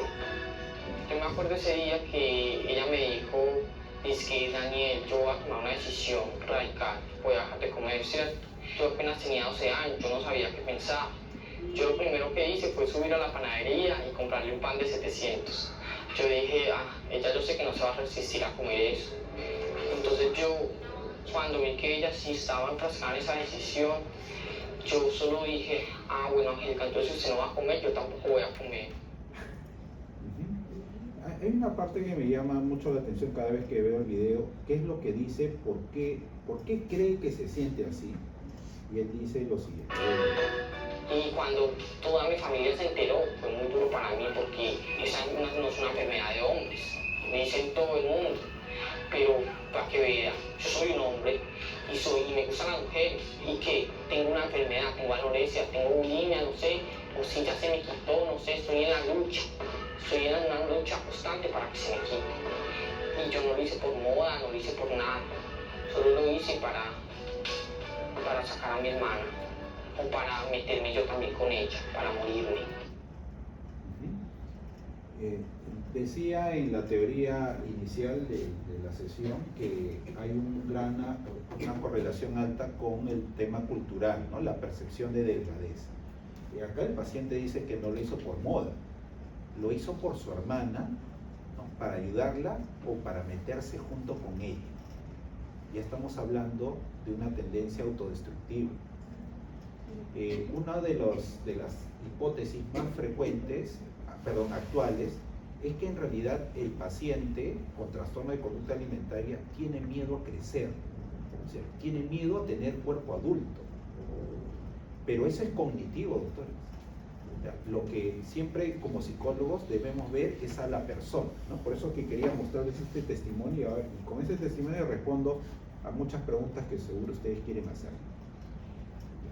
¿Cuál es la crítica que una paciente hace de la ayuda profesional? Perfecta. ¿Pero qué quería decir perfecta? Yo no lo sabía. Trataba de vivir de la mejor manera lo que me tocaba enfrentar. Tristezas, alegrías, inseguridades y miedo. Del miedo me acuerdo bien. Esa sensación de frío en la boca del estómago. Ese cosquilleo que me avisaba que algo no podía estar bien. Pero tenía 12 años y me faltaba mucho por aprender. Me llamo Denise Puente. Hoy tengo 31 años. Pero cuando escribí mi libro, mi historia, tenía 20. Y pesaba 27 kilos. A mi papá le habían dicho que me moría, que era un caso perdido. La fuerza de mi mamá y el amor de mi papá, de ambos dos, fueron los que me mantuvieron viva y mi familia también. Pero vuelvo a leer esto y vuelvo a recordar mi historia y me doy cuenta que no la recuerdo, que la tengo súper viva en el presente y en el ahora, porque no es una historia que yo quiero enviar. No es algo que yo quiero que se me quede en el baúl de los recuerdos y cada vez que la recuerdo me acuerdo de nuevas cosas que siguen doliendo. Y qué bueno que buenas, porque me hacen ver lo viva que estoy. Cuando yo caí en esta enfermedad yo no sabía dónde me estaba metiendo. Yo no me quería meter ahí. Pero me encontré con un mundo que no conocía y que no quería conocer. Esto para mí hoy día lo veo fue como un vagón de tren. Eran como estaciones del metro. Y cada estación tenía una parada diferente y un profesional diferente. Yo sé que todos lo hacían con amor y elijo verlo desde ahí. Elijo ver que trataban de hacerlo de la mejor manera posible, desde todo lo que sabían. Pero muchas veces les faltó mirarme el corazón. Cuando me invitaron a participar de este simposio, había muchos profesionales también de la salud que iban a exponer de cómo abarcar este tipo de trastorno alimenticio, anorexia, bulimia. Y me preguntaban qué me hubiera gustado a mí, qué me hubiera gustado a mí que hicieran conmigo, qué hubiera gustado que fueran diferentes. Me lo preguntaba la psicóloga, la nutricionista, la psiquiatra. Y yo dije tantas cosas, o sea, primero, en el minuto que a mí me dan el diagnóstico de anorexia, tenía 12 años. Y me sentaron en un sofá donde una psiquiatra me hace 3 preguntas y llama a mis papás y les dice que hay anorexia. En ese minuto yo sentí felicidad porque dije me van a dar un remedio y yo me voy a sanar. Y ella empezó con hablar un montón de cosas, de que yo no podía estar sola, que tenía que tomar un remedio para despertarlo, para dormir, que iba a manipular, que tenía una cuidadora, que iba a mentir. Era como un castigo y no paraba. Y yo le dije en un minuto, ¿por qué me está castigando? Yo no busqué esto. Y a esa psiquiatra, que de verdad le deseo lo mejor, digo en ese minuto, ¿por qué no me acogió? ¿Por qué no me dijo, tú tienes esto? No es tan grave, no es el fin del mundo. Es una enfermedad, pero podemos afrontarla juntos. A veces me he preguntado, ¿cuán diferente hubiera sido? Pero no fue así. Y después me tocó una nutricionista que me daba una pauta de cuántas calorías tenía que comer. ¿Por qué? Le decía, no me diga cuántas calorías tengo que comer. Si yo me sé la tabla de calorías mejor que usted. El problema no es la comida. ¿Cómo que no es la comida? Si lo come casi. Sí lo como, pero el problema no es cuánto como. El problema es por qué no como. ¿Por qué no me preguntas por qué no como? No, lo importante es que tú te comas la taza de arroz más esto. Y eso me enfermaba más, que me hiciera pesarme todos los días y me hiciera esclava una pesa de lo que yo único quería era dejar de ser esclava. Yo ya era lo suficientemente adicta a eso y no quería ser más adicta a eso. Que una psicóloga se focalizara en decirme cuánto había comido, si había tenido un atracón o si no lo había tenido, no quería hablar de eso, quería hablar de la angustia que me estaba comiendo el alma, que me hacía botarla al no comer. ¿Qué le puedo decir a un nutricionista yo? No le muestren a una paciente con anorexia o bulimia una tabla calórica porque se la va a saber mejor que usted a rodilla derecha. A una psiquiatra, no le digan que este remedio no va a tener consecuencias porque uno se estudia los remedios y sabe que tiene consecuencias. A una psicóloga, escuchen con el corazón, miren con el corazón, que la comida es solo el síntoma de por qué uno no come.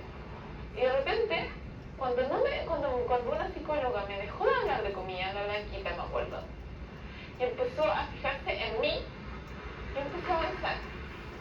Y en esa avanzada tuve una recaída, porque eso le digo a los profesionales.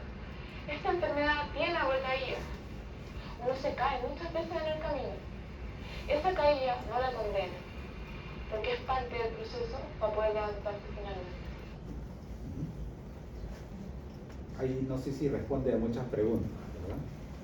Es decir, la crítica a los psicólogos o la psicóloga que menciona ella es no hacerle preguntas cuántas veces tuvo el atracón o cuántas veces tuvo la recaída, sino que la escuche y vea, se interese más por la persona que por el síntoma. Esa es la manera como todos los trastornos somatomorfos comienzan a remitir cuando se le deja de preguntar por los síntomas y más bien comenzamos a escuchar a la persona que hay alrededor de los síntomas. Entonces, los trastornos de conducta alimentaria, doctores, son los más difíciles de tratar. ¿Por qué? Porque hay recaídas. Y la recaída debería ser parte de todo proceso de evaluación de éxito de un tratamiento, ¿no? Es igual, si lo llevamos al tema académico, no siempre... cuando hemos sido estudiantes no siempre hemos estado yendo hacia arriba, a veces nos hemos estancado, pero ese estancado no significa que estamos mal, significa que hay un momento en que podría ser mejor. Entonces lo que está diciendo ahí es que más que el síntoma, más que la nota, ¿no? Es el de darme cuenta por qué estoy estudiando, estoy aprendiendo o no. Y las recaídas son parte de todo proceso de evolución. Si no hay recaídas, no hay mejora. Ese es el punto, digamos, de reflexión general. Entonces, el tratamiento concretamente, doctores, es un tratamiento mixto donde hay farmacoterapia, porque muchos de estos pacientes tienen procesos de estado de ánimo bajos, o sea, hay tratamientos antidepresivos, también hay tratamientos ansiolíticos, eso es lo que reporta la nomenclatura. A nivel nutricional, lo que se tiene que ver es que la paciente no decaiga más en sus valores, o sea que el peso no sea mucho menor del que tiene si es que el diagnóstico es de anorexia. Y a nivel psicológico no es analizar el síntoma en qué momento se presenta, sino escuchar que en realidad el trastorno de conducta alimentaria es una reacción al no crecer, al no saber qué hacer con su cuerpo, ¿no? Porque los pacientes no eligen estar ahí. les aparece. ¿A qué edad aparecieron sus síntomas? Dijo ella. 12 años. ¿No? La tabla europea nos decía más o menos a esa edad, ¿no? Y ahora tiene 30. Y vemos su delgadez, que no es algo significativo, pero ya nos dice que probablemente estamos frente a un problema crónico, que es lo que yo les decía a un comienzo. Por lo tanto, el tratamiento médico incluye un buen diagnóstico. Pero más que decirle que la persona va a manipular, que los va a engañar, que necesita un cuidador, ¿no? Es saber que el problema de la constitución física, el problema de peso es un trastorno de la percepción y que a la persona le da miedo verse así. Entonces, esas son las dos palabras clave. Si existiría alguna receta para que se vea de manera normal, ¿no? Y que no tenga miedo, pues ya se habría descubierto. Entonces, hay detrás un tema de personalidad, ¿ya? Lo que ustedes como médicos es hacer un buen diagnóstico y, en segundo lugar, trabajar con la familia y hacer un plan de trabajo multidisciplinario. No sé si hay alguna pregunta hasta aquí, doctor. ¿Ya? Entonces, el día de hoy hemos visto un tercer trastorno, que se llama los trastornos de la conducta alimentaria. No sé si tienen alguna pregunta hasta aquí, ahora que van a ver el cuadro completo. Voy a apagar la proyección. Ya. Después del trastorno de conducta alimentaria que hemos trabajado el día de hoy, nos queda el caso de paciente terminal, paciente grave, que en realidad no es una patología, pero el sílabo nos pide que lo hagamos para que los médicos sepan cómo se trabaja con los pacientes hipertensos, con los pacientes diabéticos, con los pacientes con cáncer, ¿no? Ese tema yo lo pondría aquí al último, y aquí más bien siguen los trastornos psicosexuales, que también es otro de los trastornos por los cuales los pacientes consultan a los médicos generales, ¿ya? Y ahí vamos a ver el trastorno de la respuesta sexual, que es el trastorno del deseo, excitación y orgasmo, y vamos a ver los trastornos de dolor y los trastornos que se llaman las parafilias, que son más bien lo que socialmente a veces no se reconoce qué hacer con esos pacientes, como son los pacientes que, digamos, agreden la intimidad personal mostrando genitales, frotándose, ¿no? Entonces son trastornos que vamos a ver en el curso. Hasta ahí viene el examen final. No sé si hasta aquí hay alguna pregunta. No sé si les ayuda a ver el panorama, porque así ustedes frecuentemente van a estudiar, ¿no? Muy bien, entonces, si no hay ninguna duda, pasamos al entrenamiento del examen mental. 5 minutos de descanso, los que quieran salir.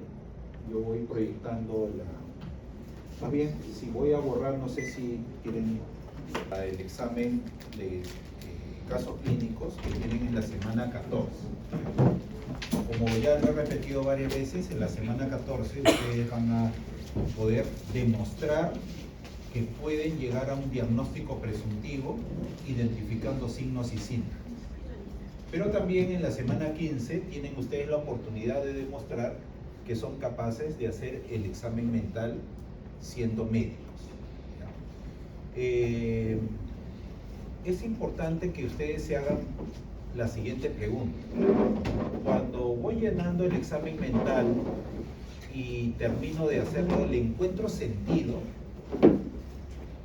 ¿Por qué hago esa pregunta? Porque inicialmente seguro que los 2 primeros ensayos, hoy es el ensayo número 4, ¿ya? El segundo día, en la segunda fecha de ensayo, seguro que ustedes estaban probablemente identificando datos. ¿Y qué dato lo pongo aquí? Dígame, profesor, si está bien colocado el dato, si está bien redactado. Y han pasado 2 sesiones más y ustedes se están dando cuenta de cuál es el sentido de hacer el examen mental, ¿no? Es decir, ver cómo, por ejemplo, el paciente que tiene un motivo de consulta fisiológico puede terminar demostrándonos que más bien es un problema funcional. Vamos a ver cuando un paciente tiene un examen mental, que es un examen mental, vamos a ver, cuyo resultado es poco adaptativo. Por ejemplo, hay muchas acciones legales que piden que los pacientes pasen por un examen mental, sobre todo las personas que van a dejar herencias. No sé si en algún momento han escuchado, ¿no? Porque quieren ver si la persona está, digamos, consciente y está funcionalmente operando para tomar una decisión de ese tipo. Concretamente, en el curso de geriatría es probable que le pidan hacer un examen mental del paciente, ya saben cómo hacerlo, ¿no? Y en psiquiatría le van a pedir el diagnóstico presuntivo. Por lo tanto, en el examen de 2 semanas, se les puede pedir que realicen, a partir de un caso clínico parecido a lo que estamos mostrando, realicen el examen mental. También se les puede pedir que solamente hagan el diagnóstico presuntivo y la justificación, o se les puede pedir ambos, ¿ya? No es necesario un examen mental para llegar a un diagnóstico presuntivo, porque el diagnóstico presuntivo es signos y síntomas, comparar con lo que dice el manual diagnóstico, ¿ya? Pero es importante, el sílabo me pide que sepan hacer ambas cosas. Bien, entonces tienen 10 minutos para que terminen el examen mental, porque ya seguro lo están haciendo, y esta vez sí voy a llamar a personas para que salgan a colocar sus respuestas en la pizarra. ¿Ya? 10 minutos, doctores, como si estuvieran dando un examen. El primer voluntario o voluntaria va a llenar los 3 primeros datos: personales, antecedentes, motivo de consulta. El segundo integrante, área fisio y área emocional. El segundo integrante y el tercero, cognitivo y conductual. Bien, voluntarios. A ver si voluntarios me doy cuenta. Usted comienza por lo primero, ¿verdad? Luego, ¿quién sigue? Área fisio y emo. No hay voluntarios, si no yo voy a tener que dar el plumón. Área cognitiva y área conductual, de repente les es más fácil unas áreas que otras.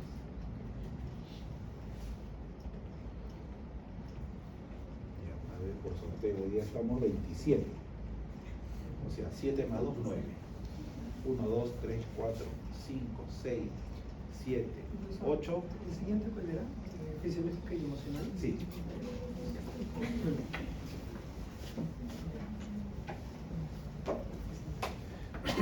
Bien, voy leyendo. A ver qué tenemos el día de hoy. Dice Gloria, paciente de 38 años de edad, de residencia en Lima y religión católica. Asiste al médico por presentar ánimo triste, se siente dopada, dice, paralizada, con frecuentes cefaleas. Gloria es la tercera de 3 hermanas, todas profesionales. Nacimiento en parto normal y desarrollo psicomotriz normal, infancia y adolescencia con rinitis alérgica. Gloria vive con su madre de 68 años, quien estuvo hospitalizada 2 veces por problemas respiratorios, e hijo de 9 años.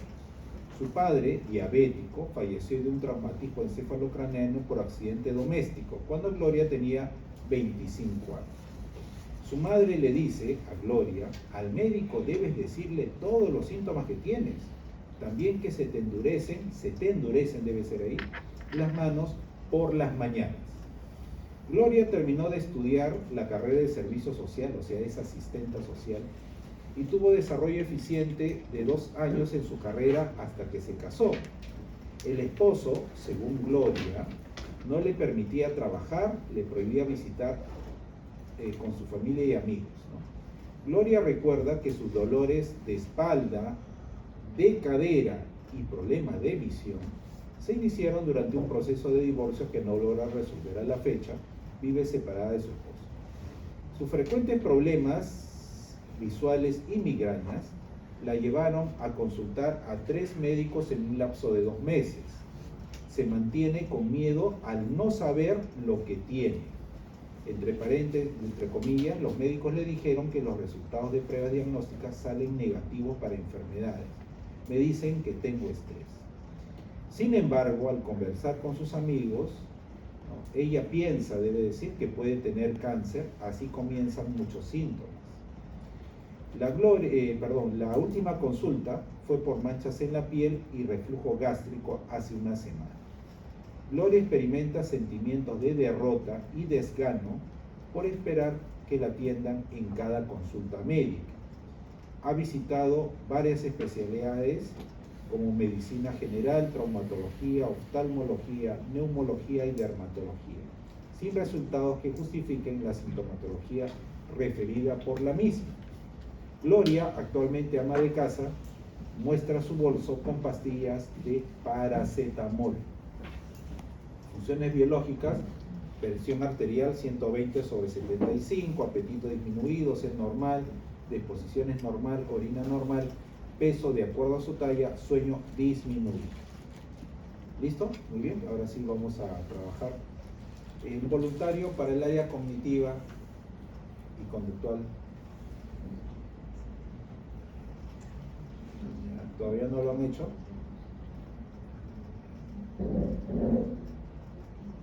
Si usted ya, excelente. Aquí puede venir acá hay un grupo.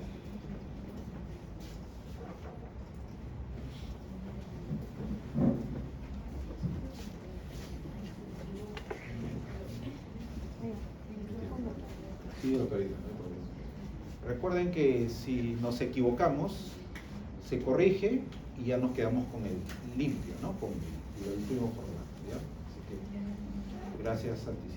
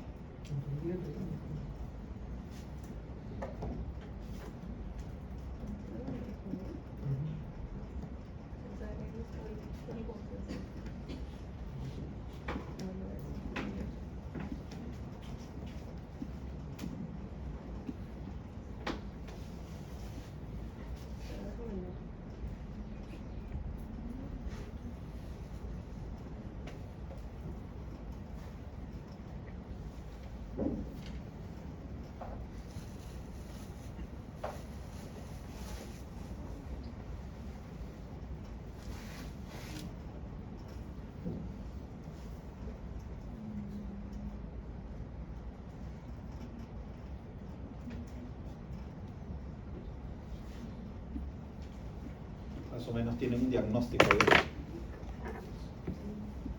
¿Qué diagnóstico tiene?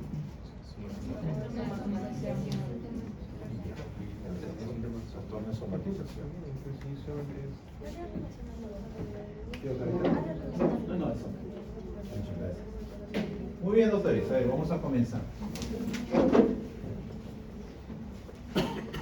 Tenemos a una paciente femenina de 38 años. El nombre es Gloria. Voy a colocar el nombre aquí de la paciente. 38 años, religión católica, sexo femenino, reside en Lima. ¿Cuál será su grado de instrucción?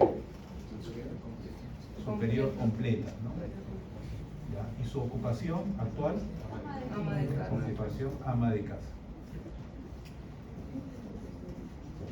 Bien, no nos dice dónde, bueno, nos dice que reside en Lima, no nos dice cuándo nació, ¿no?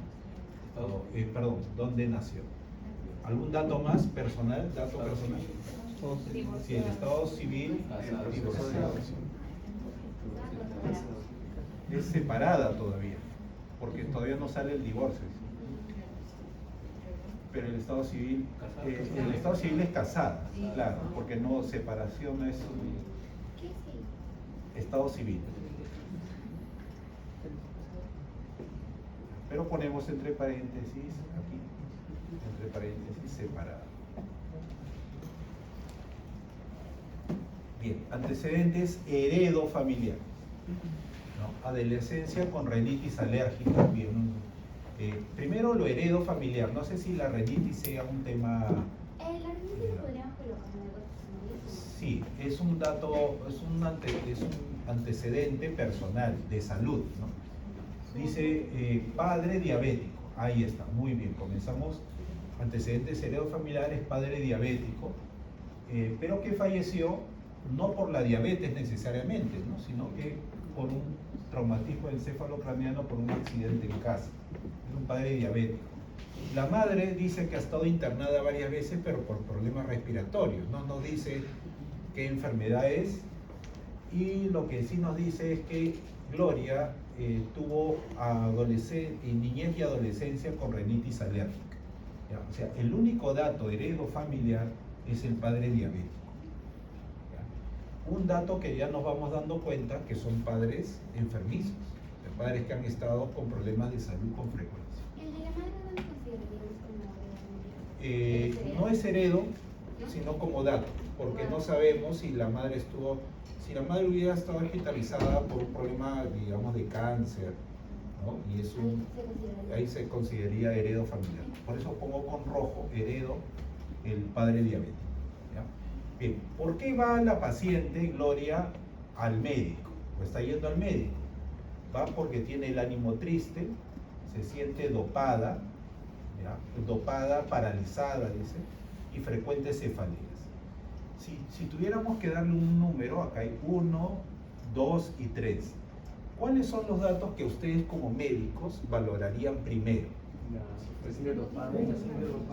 Por ejemplo, la cefalea, porque habla de dolor, la cefalea es un dolor, y también que se siente dopada como paralizada, eso tiene que ver con el estado de conciencia. Estado de conciencia, sí, mejor. Porque también podría estar relacionado con la confusión, con cómo siente su cuerpo en el contexto donde está, ¿no? Bien, ¿por qué coloco en rojo, doctores? Porque hay que, siempre es interesante dejarnos, guiarse por el síntoma principal. Los síntomas principales para los médicos son principalmente todos los datos que nos predicen una enfermedad orgánica. En el área fisio, no se olviden que siempre evaluamos 3 aspectos. Sueño, apetito y dolor. Apetito, sueño y dolor. Bien, presenta endurecimiento de manos por las mañanas. Bueno, vamos a ver primero el apetito. ¿Cómo está el apetito? Disminuido. Apetito disminuido. Entonces, apetito disminuido. ¿Cómo está el sueño? Alterado. Sueño alterado. Bien. ¿Y hay presencia de dolor? Sí, correcto. Hay entonces cefaleas, hay dolor de cadera y espalda. Pero algo dice la mamá, ¿no? Endurecimiento de las manos. Eso no es prácticamente, iría a otra parte, creo, al área relacional. Porque Ya, si bueno. seguimos avanzando, lo podríamos interpretar de que es una forma de como contribuir a la sintomatología. Interesante, doctores, que ustedes hagan, Por ejemplo, digamos. en las mañanas hace frío siempre, entonces hace un poco más de frío, por eso el cuerpo se siente un poquito más duro, más algo así, es como que la paciente seguro siente de que está hiperalerta por los síntomas que va a tener su cuerpo, entonces seguro por eso siente que se le endurecen las manos y su mamá contribuye pues a que ella se siga pensando que se van a endurecer las manos o significa cáncer. Claro. Ah, Sí, puede o sea, ser como algo la predicción sí es algo válida. positivo. Claro. Sin embargo, antes debo mencionar que hay que listar todo lo que nos dicen los pacientes. ¿Ya? Después ya le damos sentido, ¿cierto? También quería decir de que puede ser un proceso fisiológico porque hay enfermedades como la artritis reumatoide, que es un proceso fisiológico comúnmente se presenta como endurecimiento de las manos, una rigidez de las articulaciones durante la mañana. Si es un problema reumatológico, podría ser, ¿cierto? Entonces, endurecimiento de las manos por las mañanas también sería un dato que hay que considerar, ¿ya? Todo lo que está en rojo es lo que estamos siguiendo la ruta. Entonces es válido colocar endurecimiento de las manos, tiene dolores de espalda, de cadera y problemas de visión. Ajá, correcto, me estaba olvidando de este dato que nos dice la paciente. Algo más fisio, ¿no? El peso. Doctor, el sueño sí estaba disminuido. Yo me equivoqué al poner inalterado. Estaba abajo. Ya, sueño alterado. Bien. ¿Hay algún dato sobre el peso? Dice peso normal, ¿verdad? De acuerdo a su talla. O sea, De acuerdo a su talla, normal. ya, o sea, no hay un problema Peso inalterado. de peso. Bien. Entonces, si no hay nada más fisio, ¿estamos seguros? ¿Algo más había? Creo que, bueno, hablaba que la última consulta fue por manchas en la piel. Ahí está, correcto. Sí, por ejemplo, ha notado que hay manchas en la piel y hay problema digestivo, reflujo gástrico, ¿no? ¿Algo más? ¿Algo más aparte? ¿Ninguno? Ya. Listo, ahí nos quedamos.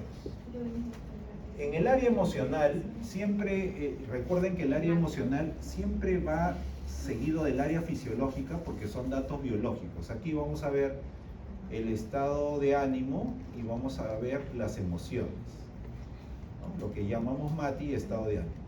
Dice, tiene miedo porque no sabe lo que tiene. Ajá.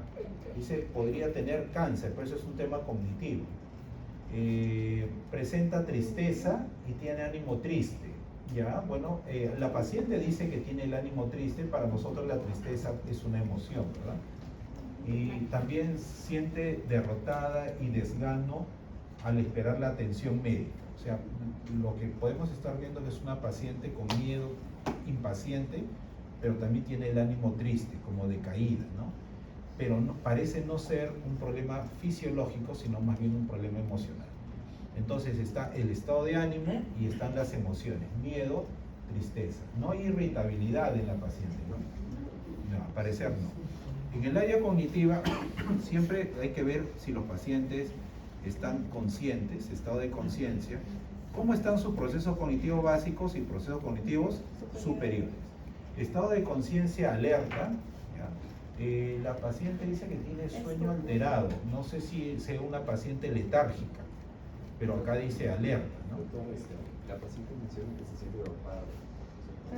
Ya, entonces lo que podríamos poner acá en estado de conciencia alterado, el estupor está relacionado con el sueño profundo, pero que la persona puede despertar. Podríamos decir, aquí por eso pongo alterado, porque no sabemos si la paciente está letárgica. Por ejemplo, como no duerme bien, probablemente está así somnolienta, no nos dice que más bien está como paralizada. Entonces ponemos estado de conciencia alterado, ¿ya? Pero alterado en cuanto no a la orientación, estado de conciencia, vamos a darle un nombre más específico.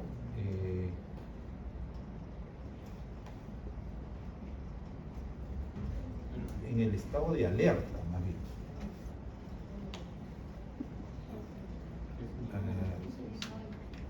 Sí, un ratito. Vamos a poner primero la alerta, porque si yo pongo conciencia alterada, podemos suponer que la paciente está fuera del estado de conciencia natural. Estado de alerta, vamos a llamar así, alterado. Ahí está. Proceso cognitivo básico a nivel de percepción, dice que tiene problemas visuales, entonces sería un problema sensorial, porque la percepción es la interpretación de los sentidos. Entonces, no sabemos a qué se refiere con problemas visuales, pero podemos poner problemas de agudeza o distorsión visual. Son diferentes.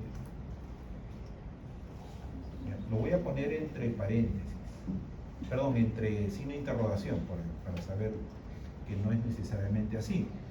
Proceso cognitivo superior. ¿Qué piensa ella? Que tiene cáncer. ¿Es un pensamiento obsesivo? No lo sabemos, solamente que tiene la ideación, idea o creencia que tiene cáncer. A nivel conductual, muy bien, excelente, doctores. Es una paciente hiperconsultante, pero hiperconsultante a los psicólogos, hiperconsultante médica. Y además se automedica, ¿no? Con paracetamol. Bueno, sus bolsos están llenos de... ¿Hace algo más para manejar estos síntomas que trae? Por ejemplo, para el motivo de consulta del dolor, se automedica, va a los médicos, principalmente. A nivel relacional, ¿quién es? Esta persona está sola, por ejemplo, ¿quiénes acuden, la apoyan, no la apoyan? Amigos, madre. Ya, la relación con la mamá parece que es una relación de alerta ante enfermedad. Porque la mamá le dice, dile al médico, ¿no?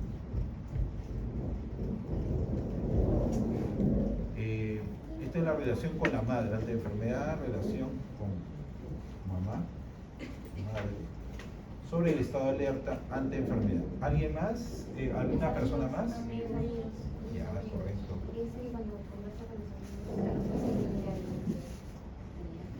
Doctor, ¿podría ser ahí los médicos también? Porque los buscan cuando sienten los síntomas. Ya, no, si tiene sentido, doctor, si tiene sentido. Bien. Vamos, para mantener un orden, vamos como se dice, de adentro hacia afuera, o sea, de la familia, luego con relación con los amigos, condiciona tensión,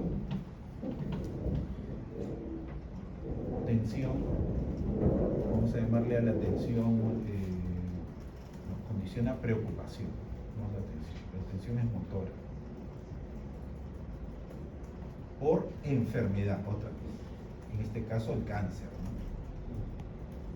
¿no? Y en el caso de los médicos, una relación con médicos, ¿no? ¿Qué le dicen los médicos? Tiene estrés. Tiene estrés y además le han dicho que no tiene resultado negativo para enfermedad.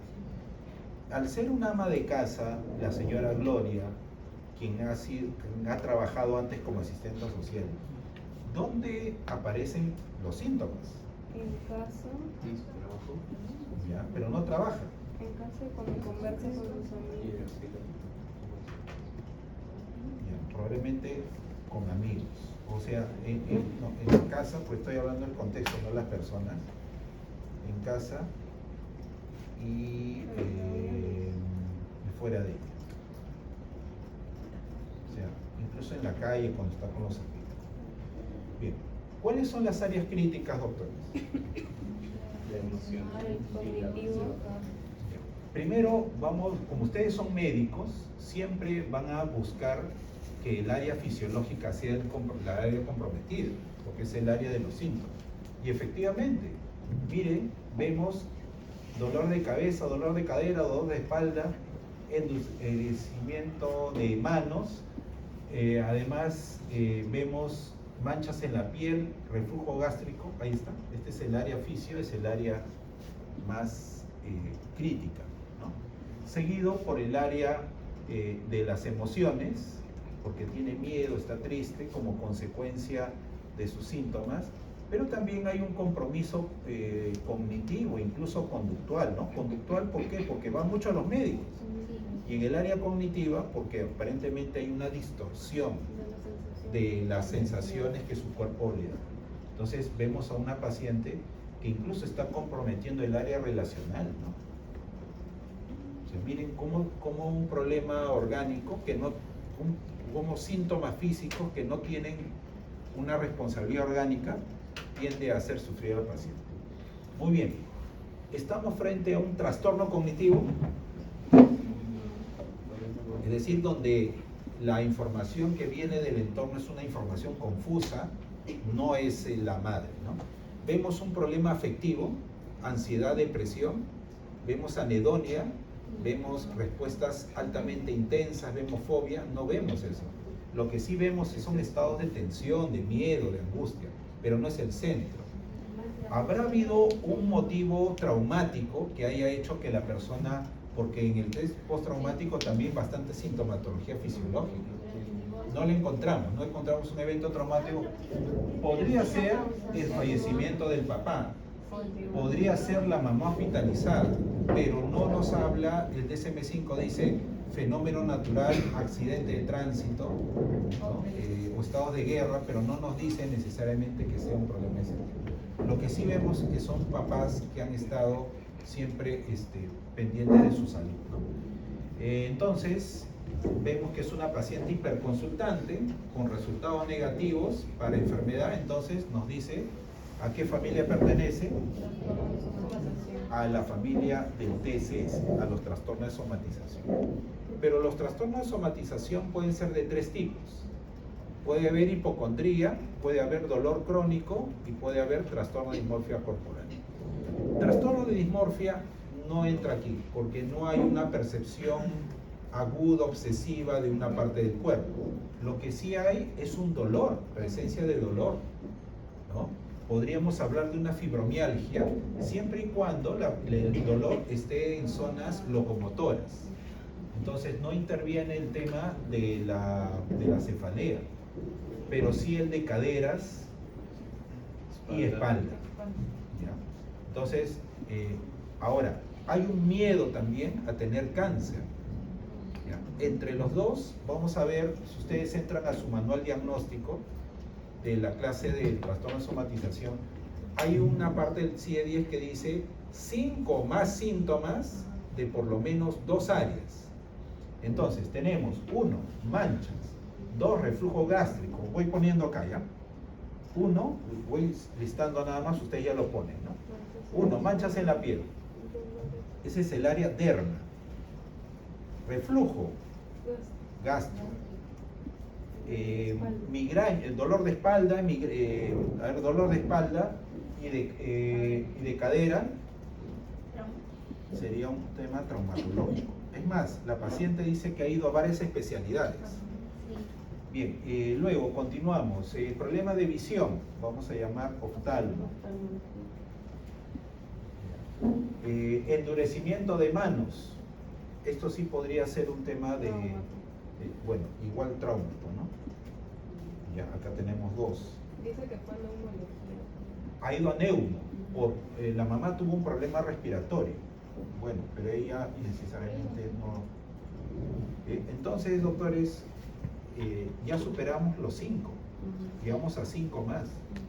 Entonces, podríamos decir que es un trastorno de somatización con presencia de dolor psicógeno y miedo a enfermarse. No estamos mencionando que es una hipocondría. ¿Por qué? Porque lo más llamativo es la presencia de un dolor. Ojo, para que sea fibromialgia, los dolores tienen que ser de 2 meses en adelante. ¿Ya? Al parecer, dicen que esto viene desde que inició su divorcio, no sabemos cuánto tiempo está en ese proceso. Pero lo que sí nos llama la atención que es un dolor psicógeno y el miedo a enfermarse. Por lo tanto, se trata de una enfermedad funcional. Podríamos darle un nombre, pero no sabemos a qué área correspondería, ¿no? No sabemos si es un síndrome de intestino irritable, que en gastro podría ser un trastorno funcional específico. Pero acá quedémonos entonces con un trastorno de síntomas somáticos, dolor psicógeno y miedo a enfermarse. ¿Ya?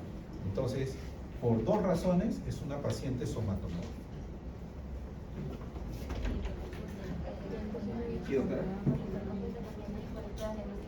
Excelente. Es decir, en la justificación van los dos datos, aparte del listado que está acá.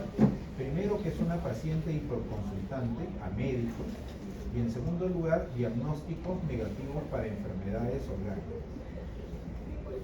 Eso es lo que lo hace un paciente somatólogo. Ya. Muy bien, doctores. Si no hay ninguna duda, ahí nos quedamos.